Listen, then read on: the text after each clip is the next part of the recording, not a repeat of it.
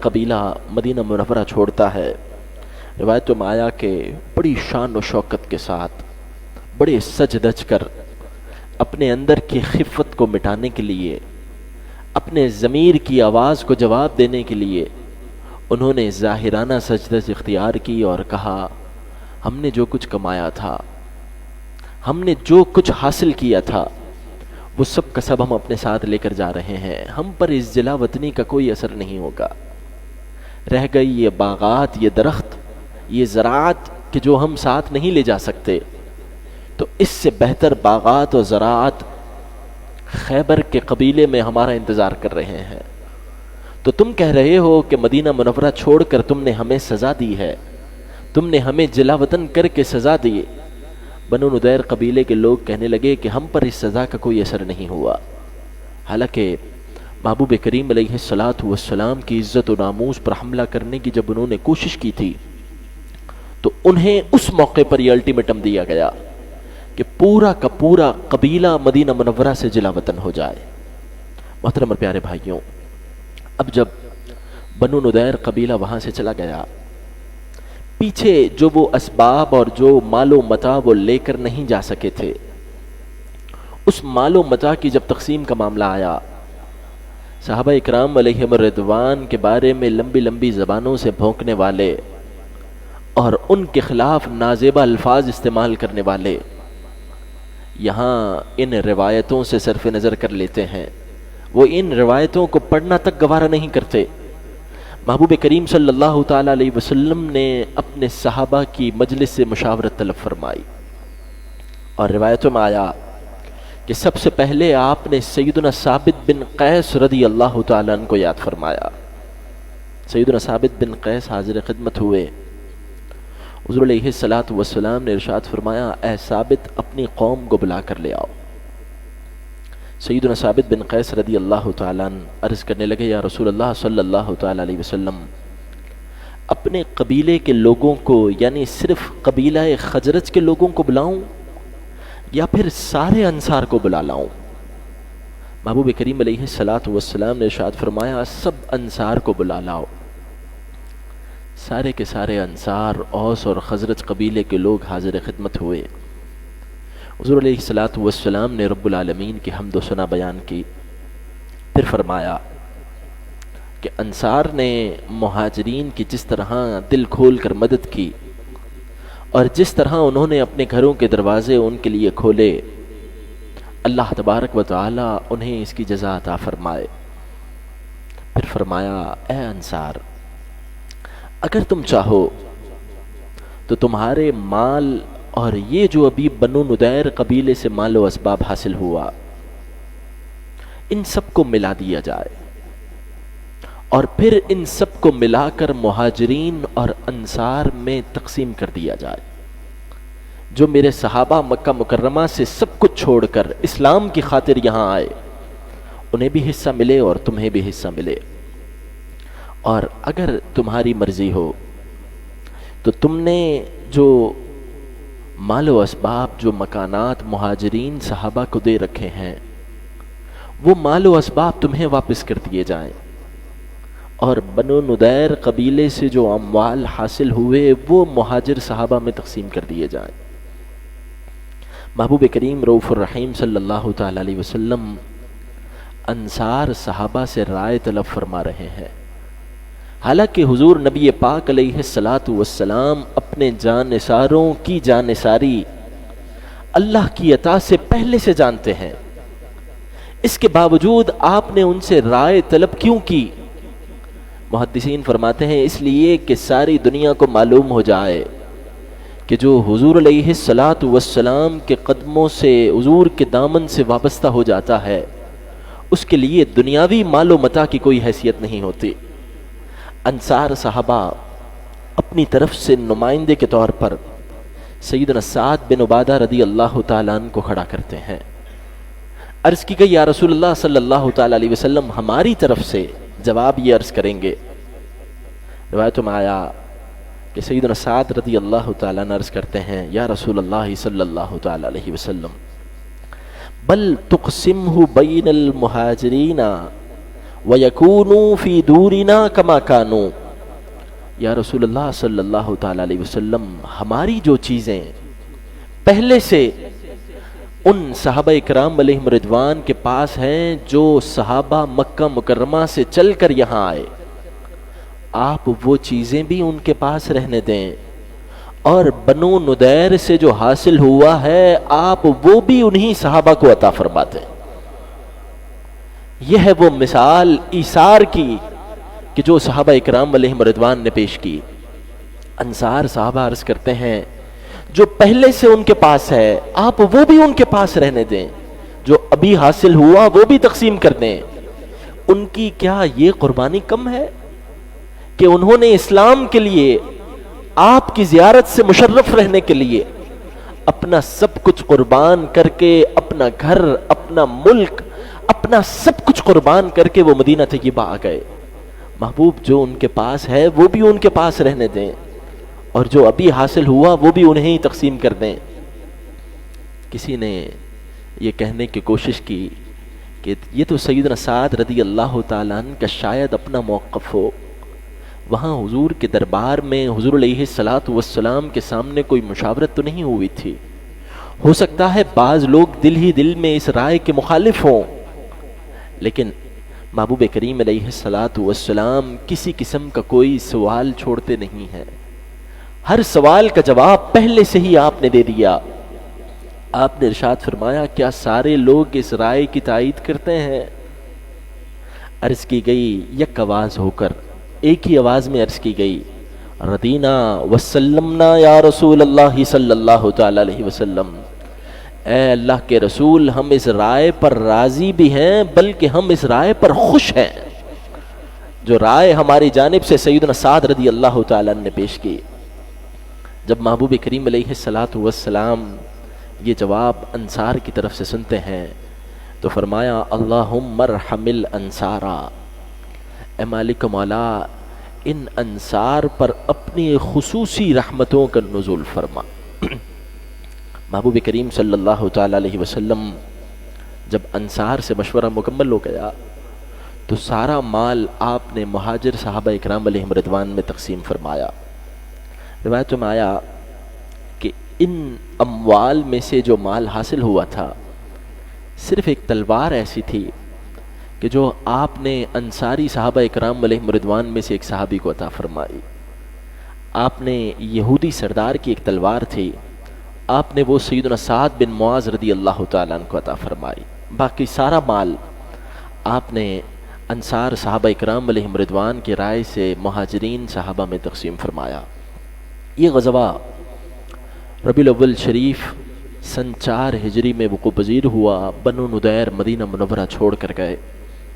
اب اس غزوے کے تقریباً 2 یا 3 ماہ کے بعد محبوب کریم صلی اللہ تعالیٰ علیہ وسلم کی بارگاہ میں یہ عرض کی گئی کہ یا رسول اللہ صلی اللہ تعالیٰ علیہ وسلم، نجدی قبیلے کے لوگ جو نجد سے تعلق رکھتے ہیں، اور ان نجدیوں نے تھوڑے عرصے پہلے ہی محبوب کریم علیہ الصلوۃ والسلام کے 70 صحابہ کو، ہم نے پچھلے درسوں میں اس واقعے کو مفصل بیان کیا، 70 صحابہ اکرام علیہم رضوان کو انہوں نے اپنے قبیلے بلوایا، اور یہ کہہ کر بلوایا کہ یہ ہمارے قبیلے میں آئیں اور اسلام کی دعوت دیں.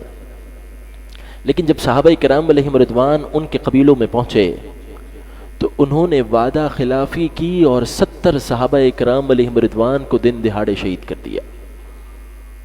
اب محبوب کریم علیہ السلام کی بارگاہ میں یہ عرض کی گئی کہ یا رسول اللہ صلی اللہ تعالی علیہ وسلم، وہ قبائل دوبارہ مجتمع ہو رہے ہیں اور انہوں نے مدینہ منورہ پر حملے کی تیاری شروع کر دی ہے.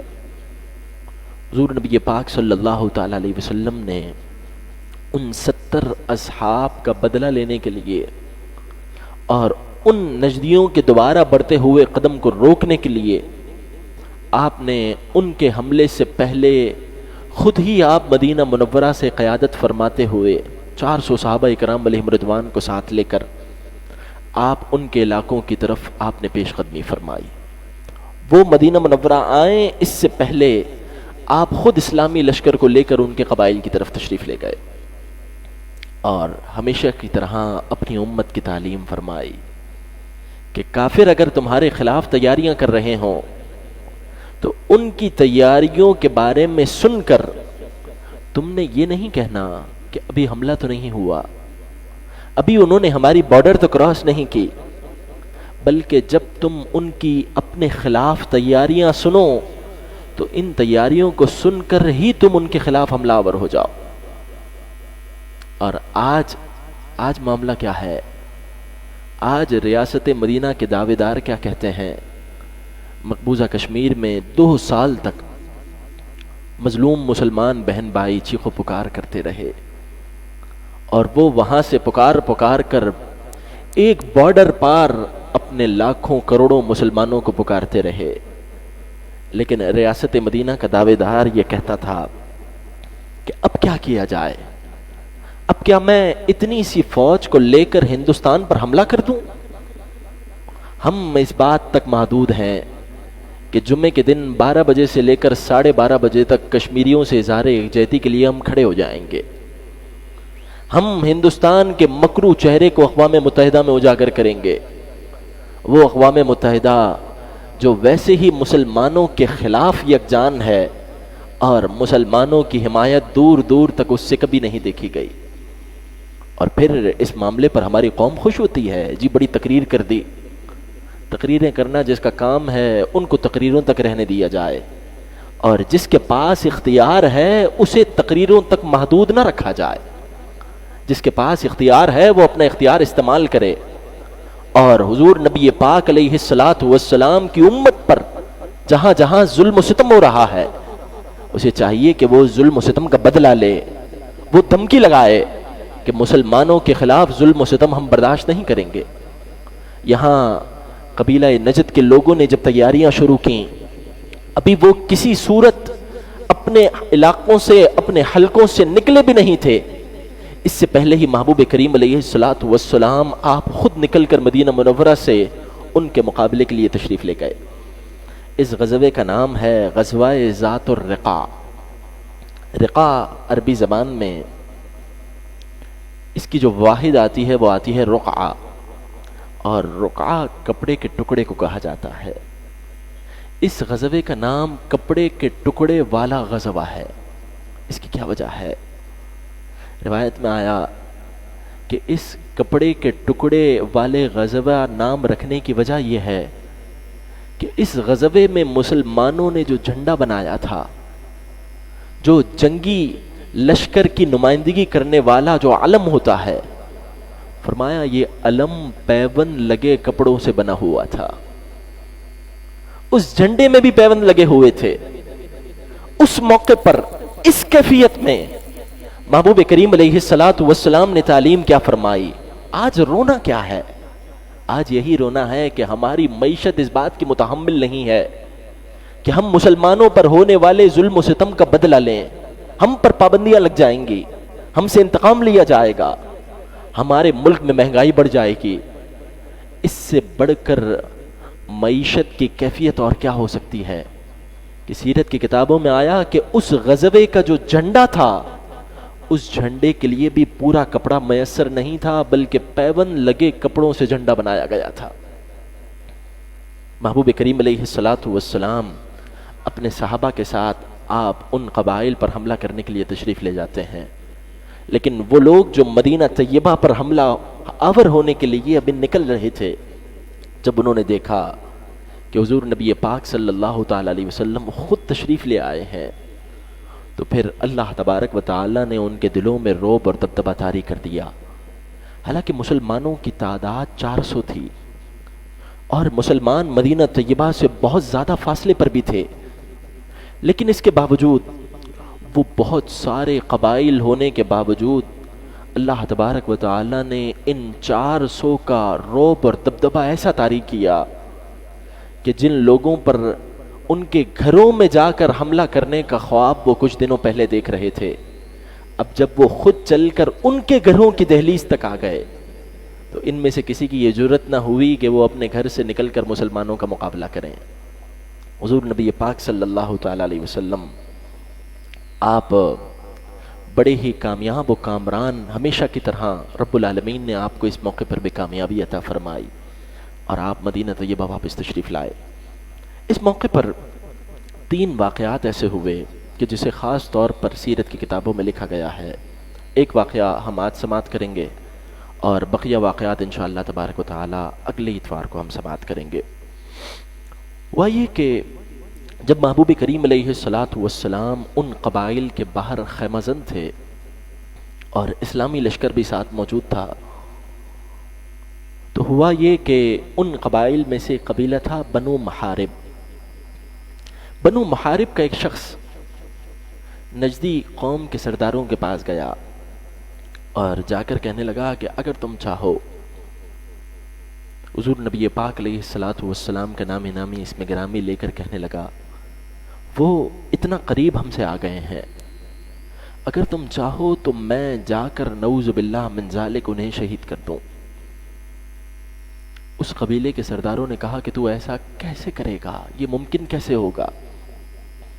اس نے کہا کہ میں اچانک جاؤں گا، ان کو کسی اور گفتگو میں مشغول کروں گا اور بے خبری میں ان پر حملہ کر دوں گا، نعوذ باللہ من ذالک۔ اپنے قوم کے رئیسوں کی شاباشی لے کر وہ اپنی تلوار لے کر مسلمانوں کے لشکر میں آیا، محبوب کریم علیہ السلام کے مبارک خیمے تک پہنچ گیا۔ حضور نبی پاک صلی اللہ تعالی علیہ وسلم تاجدار کائنات ہیں، اور آپ کی اس انکساری کی کیفیت کیا ہے کہ اسلامی لشکر کے درمیان آپ کا خیمہ موجود ہے اور کوئی بھی شخص بڑی آسانی سے جا کر آپ سے ملاقات کر سکتا ہے۔ حضور علیہ السلام کے خیمے تک پہنچ گیا، دیکھا حضور نبی پاک صلی اللہ تعالی علیہ وسلم جلوہ افروز ہیں اور محبوب کریم علیہ السلام کی گود میں تلوار مبارک رکھی ہوئی ہے۔ آ کر کہنے لگا، آپ کی تلوار بڑی خوبصورت ہے، کیا میں یہ تلوار دیکھ سکتا ہوں؟ حضور نبی پاک صلی اللہ تعالی علیہ وسلم نے اسے تلوار عطا فرما دی۔ جیسے ہی اس نے حضور علیہ السلام کے مبارک دست اقدس سے تلوار لی تو اس نے تلوار لینے کے بعد فضا میں لہرائی اور پھر کہنے لگا، یا محمد صلی اللہ تعالی علیہ وسلم اما تخافنی، یا رسول اللہ صلی اللہ تعالی علیہ وسلم کیا اب بھی آپ کو مجھ سے خوف نہیں آتا، ڈر نہیں لگتا کہ اس خیمے میں آپ کے اور میرے علاوہ کوئی موجود نہیں اور آپ کی تلوار میرے پاس ہے؟ سیدنا انس بن مالک رضی اللہ تعالیٰ عنہ کی وہ یہ روایت، آپ کہتے ہیں محبوب کریم صلی اللہ تعالی علیہ وسلم آپ اکیلے 4000 مردوں سے زیادہ طاقت رکھتے تھے۔ وہ کہنے لگا، آپ کی تلوار میرے پاس، اس خیمے میں آپ کے اور میرے علاوہ کوئی موجود نہیں، کیا آپ کو اب بھی خوف نہیں آتا؟ محبوب کریم علیہ السلام نے فرمایا، ہرگز نہیں۔ اس نے کہا، آپ کو اب بھی خوف نہیں آتا؟ وفی ید السیف، دیکھیں میرے ہاتھ میں تلوار ہے۔ محبوب کریم علیہ السلام نے فرمایا، بل یمنعنی اللہ منک، اللہ تبارک و تعالی میری عزت و ناموس کو تیرے شر سے بچانے والا ہے۔ کہا اس جملے میں ہی اتنا رعب اور دبدبا تھا۔ محبوب کریم علیہ السلام بدستور اپنی جگہ پر جلوہ افروز ہیں، لیکن اس جملے میں اتنا رعب اور دبدبا تھا کہ وہ جو بڑی مان اور بڑی طاقتوں کے گھمنڈ میں آیا تھا، وہ اس نے وہیں تلوار چھوڑی اور وہ وہاں سے اسلامی لشکر سے بھاگ نکلا۔ محبوب کریم علیہ السلام ارشاد فرماتے ہیں، رب العالمین نے مجھے بعض ایسی چیزیں عطا فرمائیں کہ جو چیزیں اللہ تبارک و تعالی نے دیگر انبیاء اکرام علیہ السلام کو عطا نہیں فرمائیں۔ ویسے تو تمام انبیاء کو رب نے جو جو مقام اور مرتبہ عطا کیا، ان تمام سے کئی گنا لامحدود بڑھا کر اللہ تبارک و تعالی نے اپنے محبوب علیہ السلام کو عطا فرمایا۔ لیکن فرمایا ان چیزوں میں سے ایک چیز یہ بھی ہے کہ اللہ نے رعب اور دبدبے کے ساتھ میری مدد فرمائی۔ اس جملے میں ایسا رعب تھا کہ وہ شخص جو حضور نبی پاک علیہ السلام کو نقصان پہنچانے کے ارادے سے آیا تھا وہ وہاں سے بھاگ نکلا۔ اللہ تبارک و تعالی حضور نبی پاک علیہ السلام کی عزت و ناموس اور محبوب کریم علیہ السلام کے عشق محبت میں ہمیں بھی اپنی جانوں کا نذرانہ پیش کرنے کی توفیق عطا فرمائے۔ ہر اتوار کے روز ظہر کی نماز کے فوراً بعد 1:30 بجے سے لے کر 2:10 تک 40 منٹ کے لیے درس سیرت رسول پاک ہوتا ہے۔ آج چونکہ نکاح کی محافل ہیں تو اس وجہ سے ہم 2 بجے اختتام کر رہے ہیں۔ آپ بھائیوں سے درخواست ہے آپ کوشش کر کے ہر اتوار ظہر کی نماز یہیں ادا فرمائیں۔ ہم سلسلہ بسلسلہ حضور نبی پاک علیہ السلام کی سیرت پاک کا درس سماعت کرتے ہیں۔ ابتدا سے آغاز کیا ہے اور اب ہجرت کے 4 سال کے واقعات تک ہم پہنچے ہیں۔ رب العالمین حضور نبی پاک صلی اللہ تعالیٰ علیہ وسلم کے عشق و محبت، حضور کے صحابہ کو جو اللہ نے عطا فرمایا اس کا صدقہ رب العالمین ہمیں بھی یہ نعمت ہمیشہ کے لیے عطا فرمائے۔ آمین بجاہ نبی الامین صلی اللہ تعالیٰ علیہ وسلم۔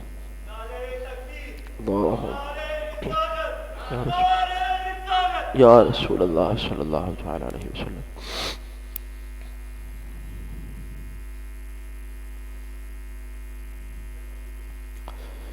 تو نے کہا ہے دعائیں۔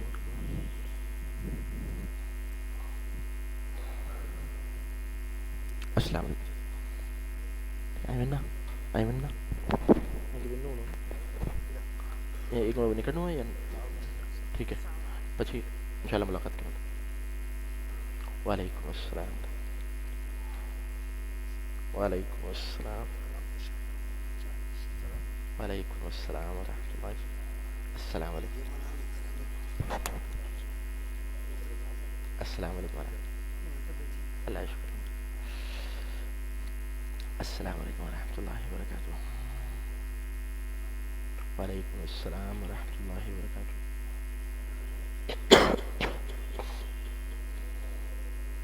السلام علیکم۔